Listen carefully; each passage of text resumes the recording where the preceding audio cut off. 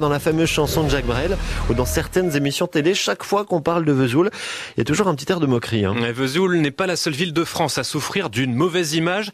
Il y a aussi Vierzon, merci Jacques Brel, mais aussi Verdun ou Maubeuge. Toutes ces villes, 12 au total, figurent dans un livre qui vient de sortir, Le Tour de France des villes incomprises, du journaliste de voyage Vincent Noyoux.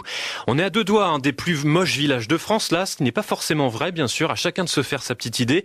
Surtout qu'il y a un charme et une beauté cachée souvent.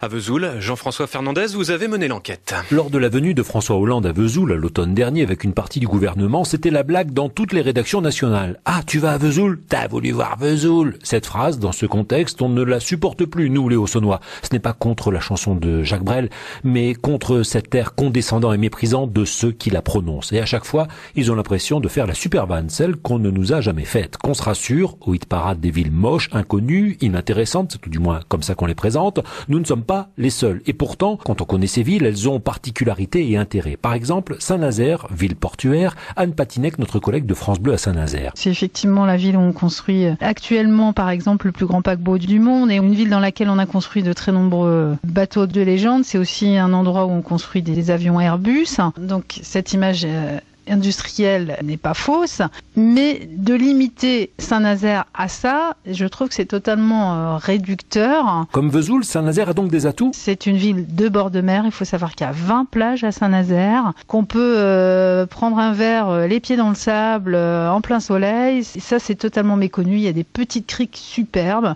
C'est aussi à Saint-Mars-sur-Mer, la plage où Jacques Tati a tourné les vacances de Monsieur Hulot. Bon, allons voir à Guéret avec Valérie Monnier, notre collègue de France Bleu. On rigole aussi de vous? Effectivement, ah oui, Guéret, mais qu'est-ce que tu fais à Guéret? On fait plein de choses à Guéret. On a un cinéma, on a une piscine, on a une vie culturelle à Guéret. Après, c'est d'un point de vue commercial. C'est vrai que Guéret, comme pour Vesoul, certainement, je connais pas Vesoul, mais j'imagine que c'est un peu la même chose. Les centres-villes qui se meurent, les commerces qui ferment les uns après les autres et qui sont pas repris.